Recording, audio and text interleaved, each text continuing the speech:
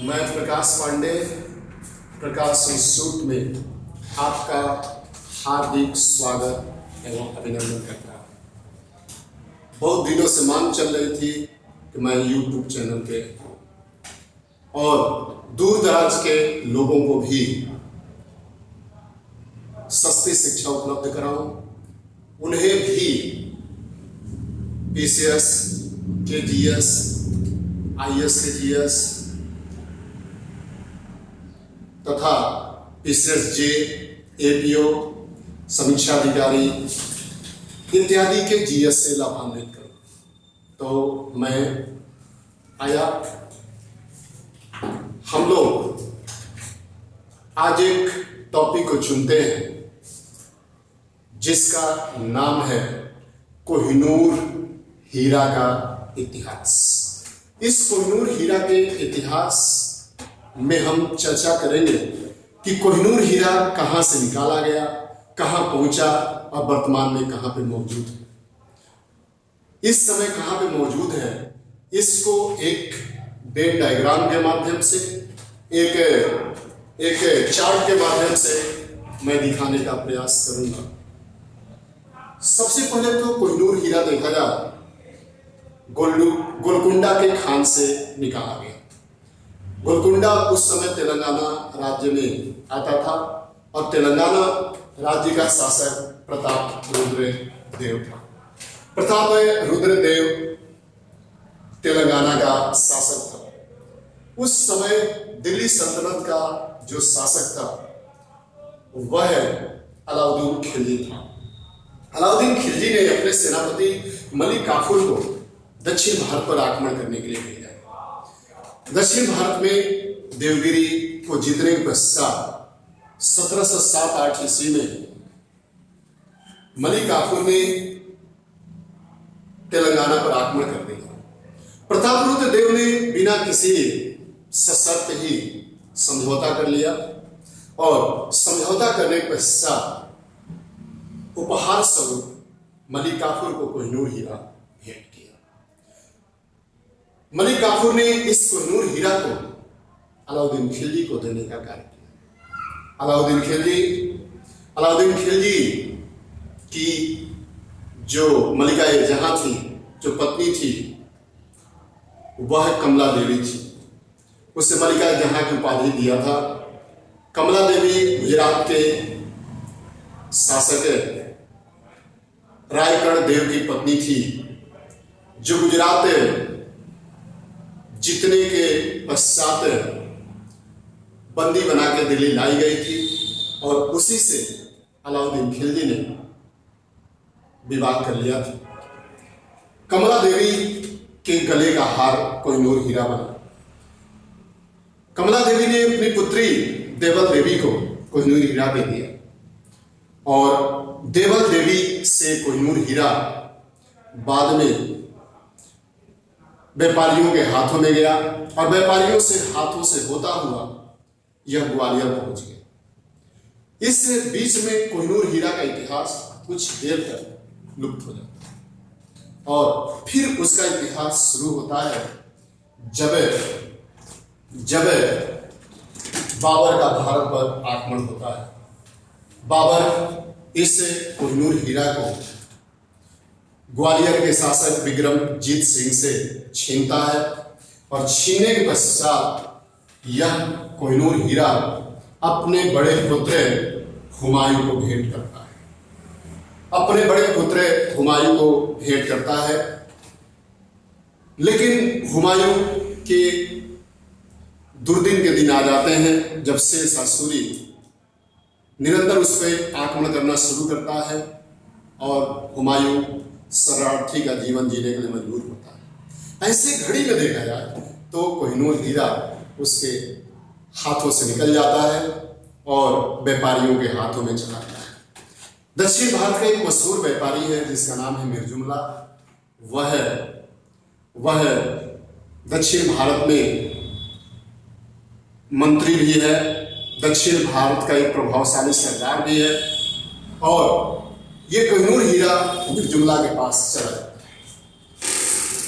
उसी समय देखा जाए तो शाहजहां शाहजहां दक्षिण भारत का सूबेदार बनाया जाता है और ये कोहिनूर हीरा मिर्जुमला शाहजहां को भेंट करता है। शाहजहां कोहिनूर हीरा से काफी प्रभावित है, इसलिए शाहजहां जब शासक बनता है तो वह एक विश्व प्रसिद्ध तख्ते ताउस बनवाता है, जिसे मयूर सिंहासन भी कहा जाता है। और उसी मयूर सिंहासन पे तख्ते ताउस में कोहिनूर हीरा को जड़ा जाता है। लेकिन बाद में जब परवर्ती मुगल आते हैं औरंगजेब के बाद, तो उनकी स्थिति काफी कमजोर हो जाती है। ऐसी घड़ी में देखा जाए तो ईरान का नेपोलियन कहा जाने वाला नादिर शाह का आगमन होता है। ईरान के नेपोलियन कहे जाने वाले नादिर शाह का दिल्ली पर आक्रमण होता है। उस समय उसका समकालीन जो शासक है मुगल बादशाह, वह मोहम्मद शाह रगीला है। मोहम्मद शाह रगीला मुगल बादशाह है। बिना किसी प्रतिरोध के नादिर शाह दिल्ली 57 दिन तक रहता है, अपने नाम का सिक्का चलाता है और जब वापस लौटता है तो कोहिनूर हीरा जड़ित मयूर सिंहासन को भी लेके चला जाता है। जब नादिर शाह इस सिंहासन को लेके जाता है, तख्ते ताउस को लेके जाता है, अपनी राजधानी समरकंद में उसे रखवाता है।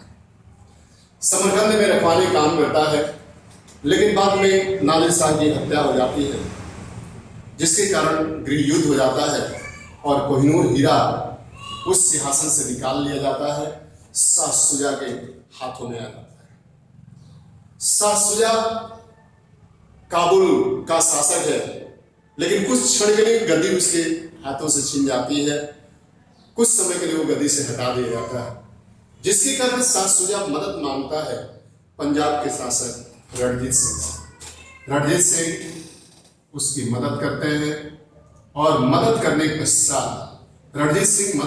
पश्चात उसे काबुल का शासक बनाते हैं, जिसके उपलक्ष्य में शाह शुजा रणजीत सिंह को कोहिनूर हीरा भेंट कर देता है। रणजीत सिंह के ऊपर अंग्रेजों का आक्रमण होता है, जिसके कारण कोहिनूर हीरा रणजीत सिंह अंग्रेज गवर्नर जनरल लॉर्ड ऑकलैंड को भेंट करते हैं। लॉर्ड ऑकलैंड इसे महारानी विक्टोरिया को भेंट कर देता है। रानी विक्टोरिया ब्रिटिश के सम्राज्ञी विक्टोरिया को भेंट करने का कार्य करता है।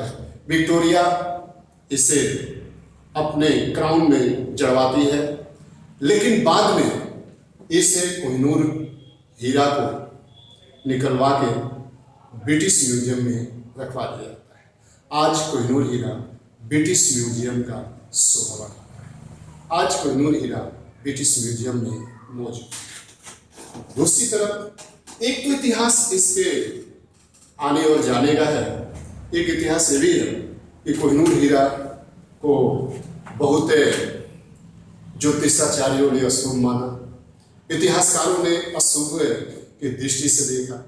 तो आखिर ये अशुभ की समस्या क्या है, प्रॉब्लम ऑफ इविल क्या है, इस पर भी हम चर्चा कर लेते हैं। गोलकुंडा के खान से निकाला गया कोहिनूर हीरा और प्रताप रुद्रदेव के पास। जैसे प्रताप रुद्रदेव के पास आया, वैसे ही उसके ऊपर मलिक काफूर ने आक्रमण कर दिया। कोहिनूर हीरा प्रताप रुद्रदेव ने मलिक काफूर को दे दिया। मलिक काफूर ने अलाउद्दीन खिलजी को दिया।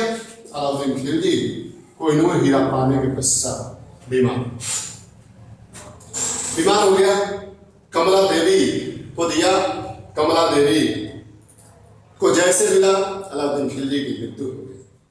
अलाउद्दीन खिलजी कमला देवी ने अपनी पुत्री देवल देवी को भेंट किया और देवल देवी के भी पति की मृत्यु हो गई। एक नहीं, देवल देवी ने 5 पतियों को बदल डाला।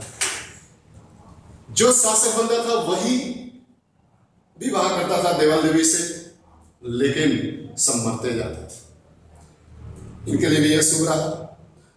जब ये ग्वालियर के शासक विक्रमादित्य के पास पहुंचा, विक्रमजीत के पास पहुंचा, बाबर का आक्रमण हो गया। जब बाबर के पास आया, बाबर ने हुमायूं को दिया। हुमायूं बीमार पड़ गया। जब हुमायूं बीमार पड़ गया तो हुमायूं की ये हालत थी कि सभी नीम हकीम सब कुछ हार चुके थे। ऐसे परिस्थिति में बाबर ने ईश्वर से, अल्लाह से दुआएं मांगी कि मेरे पुत्र का जीवन दे दे और मेरा जीवन ले ले। और इधर हुमायूं ठीक होता गया, इधर बाबर बीमार होता गया। इधर जैसे हुमायूं उठ के खड़ा हुआ, वैसे ही बाबर 48 वर्ष की अवस्था में संसार से हुमायूं को भी ये सुख नहीं रहा। हुमायूं लड़खड़ाता रहा, चारों तरफ भागता रहा शेषासुरी के डर के कारण। अंत में कोहिनूर हीरा इसके हाथों से निकल गया। मिर्जुमला के पास पहुंचा, मिर्जुमला के ऊपर शाहजहां ने आक्रमण कर दिया, जिसके कारण मिर्जुमला ने दे दिया शाहजहां को कोहिनूर हीरा। अब जब शाहजहां के हाथों में आया तो उसकी मुमताज चली गई। उसके पश्चात शाहजहां ने तख्ते ताउस में जड़वाने काम किया। तख्ते ताउस पे जो भी बैठा वो सब बेचैन रहे। औरंगजेब ने विघटन को रोकने काम किया, लेकिन औरंगजेब के पास जो भी उस सिंहासन में बैठा वो लगभग उसके चारों तरफ का जो क्षेत्र था वो आजाद हो गया। लगभग उसका जो साम्राज्य था वो अब सिकुड़ने लगा। जो भी उसके राज्य थे वो स्वतंत्र होने लगे।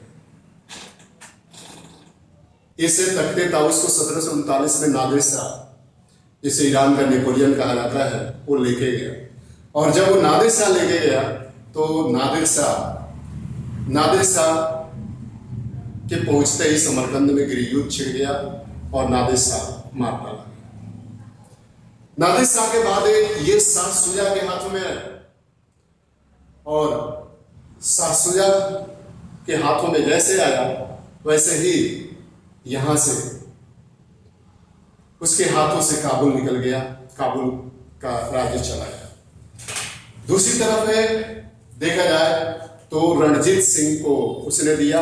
रणजीत सिंह पर आक्रमण हो गया अंग्रेजों का, उन्होंने उठा के अंग्रेजों को दे दिया। अंग्रेजों ने विक्टोरिया को दे दिया और 176 मुल्कों पे शासन करने वाला ब्रिटेन के उपनिवेश स्वतंत्र हो गए, आजाद हो गए। आज भले वो ब्रिटिश म्यूजियम का शोभा बढ़ा रहा हो, लेकिन ब्रिटेन को डूबते हुए सूर्य का देश कहा जाता है। Thank you.